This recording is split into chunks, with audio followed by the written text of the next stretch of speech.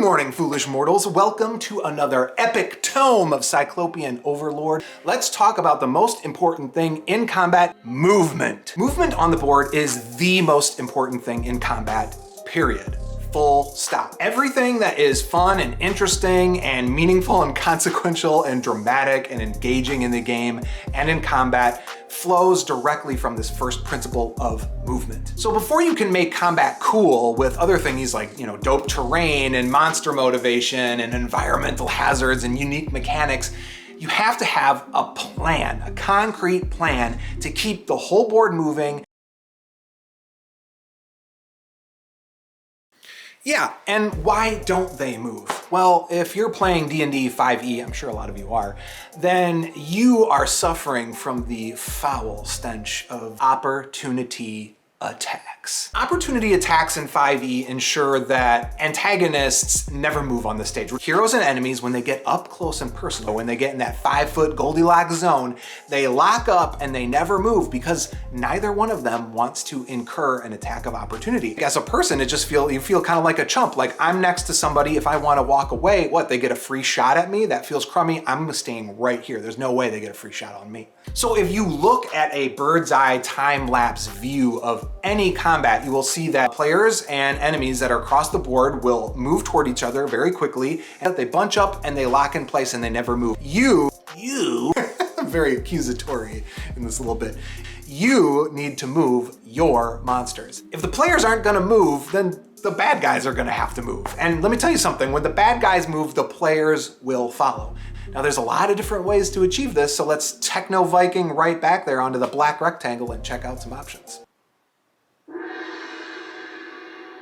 All right, option one is just move your monsters. Here we've got a melee situation with our protagonist Johnny Battleaxe, Natalie Cape Stance over here, and they're fighting Slenderman Beige Edition, white, Snow White, flying reptile, I don't know, pale Nimbus, okay, bone colored flying reptile. And they're all globbered up right here in this little tiny circle here, and they're just standing here and nothing interesting has happened. So all you're gonna do is you're gonna take Slenderman Beige Edition and you're just gonna move him away from the other combatants. That's it, you're just moving him away. There's no reason, you're just moving him.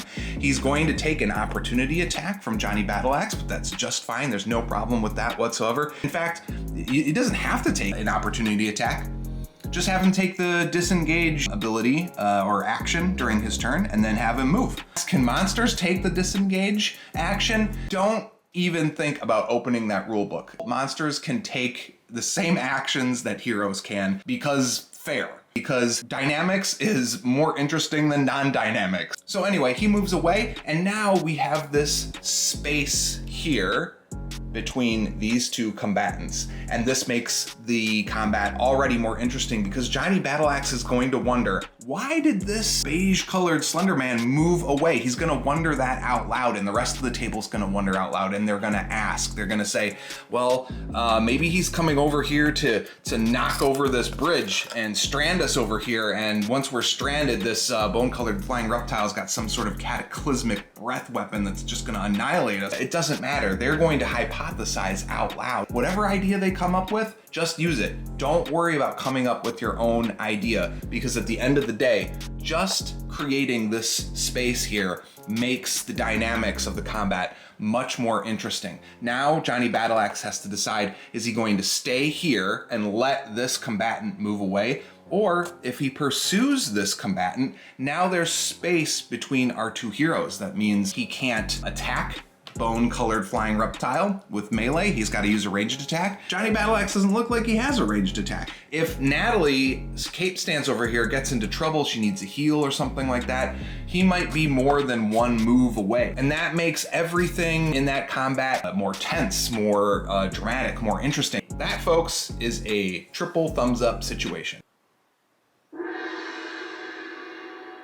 Okay, option number two, deploy reinforcements. So you're gonna decide ahead of time in your mind that these two combatants here, our two antagonists or two enemies or two monsters, have some way of calling reinforcements to the board. That could be that they have some piece of jewelry or a magic artifact that they, touch and it glows and it calls out to their compatriots, or they just let out some sort of howl. It could be anything that you want. It's important where you place these. The whatever method you want to use, whatever reasoning you want to use, the combatants, the extra reinforcements need to show up basically across the board. There needs to be good distance between who is fighting currently and where they're gonna show up. So maybe in this example, here we've got the fire beetle and vicious Labrador retriever that shows up because, I don't know, bone-colored flying reptile just lets out some horrific scream saying, you know, allies, join me in this fight. So what you're gonna do is you're gonna give these two reinforcements, you're gonna give them ranged attacks. And I want you to make these ranged attacks significantly more deadly than what the heroes are dealing with over here. Because when you want to change the dynamics of a combat, there has to be like a dramatic shift in what's going on here. So if these two are doing 5 points of damage every hit in melee, you're gonna give these people 10 points of damage for whatever it is that they're hurling at the players. Just make it like double the hit points or some other condition that's just absolutely horrible for the players, because you want the players to say, we can't spend our time lollygagging over here dealing with this. These two folks are really dishing out some pain, so we have to move away. And you can give these players here, they've got cover. Go ahead and use that. Have them pop out, shoot off a fire blast, go back behind cover so that they can't be hit. That makes it even more annoying and dangerous for the players. And then here's the extra credit part. Once the players decide we need to go over here and engage with these people, you're gonna go back to rule number 1 in rubric that we've been talking about and move these guys away. Doesn't matter where, and it doesn't matter for what reason. Things moving on the board is better than things not moving on the board. Number 3 is just straight up rule that opportunity attacks just don't exist. Look, if a rule makes the game unfun for you and your group, just toss it. Be honest with the players. If you want to toss the rule, just tell them, listen, this rule makes the game unfun. It makes it undramatic, it makes the game unengaging and unexciting, and it sucks to look at.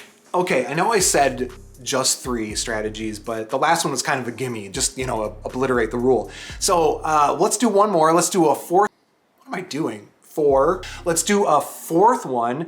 And this one is my favorite. Okay, number 4, this is where we up the ante and we really get creative. And frankly, this is going to piss off the players, but in a good way, right? Like, it gets them engaged and gets them to hate the antagonists. That means that they're going to love themselves more when they beat them. Before you start the battle, just conceptualize an idea. That idea is that these antagonists aren't just static players on the field. This is their environment that either they live in or that they're familiar with, and so they have resources at their disposal to help them. And if they feel like they're in trouble, they're gonna go after those resources. You can have like little pieces of terrain to represent this. Slender Man comes over here and in this crate is some sort of like drug powder that he snorts, and when he's done with it, now he's like this, you know, rage-induced, drug-addled creature that has, instead of 1 attack, now he's got 3 attacks, right? Because he's just absolutely out of his gourd on this rage drug, and he's got twice as many hit points. That makes it dramatically consequential that the players kind of ignored him and let him come over here and get this boon. And it makes it, again, more dynamic and interesting. You can come up with any flavored idea. I would just say make it interesting, make it so that the players are surprised and dismayed. Dismayed is a good thing for the players to feel for the time being, because it means that they're gonna be happier and more excited when they finally overcome the problem. Okay, so this is the time in the video where I ask you for your best strategies for keeping the players moving on the board and to put them in the comments so that we can all talk about it. Now, I know this helps the algorithm. I think the big bad in my next campaign is gonna be a sentient mountain called the algorithm. But I'm sincerely interested. This problem has plagued me for a very long time. These are just the 4 ideas that like came alive in my brain. So please, if you've got one, put it in the comments. I still need tools at the table to keep my players from just standing in place for 2 hours. Hey, and speaking of the algorithm, we are in the building phase at Cyclopean Overlord here. We're trying to erect a fortress of awesome to D&D. We're trying to provoke invoke forth a new eon of D&D, one enthralled mind at a time. The Overlord officially summons you to become his subscriptor. The Overlord summons you. Yeah, right? Yes, the Overlord summons you. And as always, let us remember the immortal French proverb, qui n'avance pas recule. Who does not move forward recedes. Stay in the game, stay ensorcelled.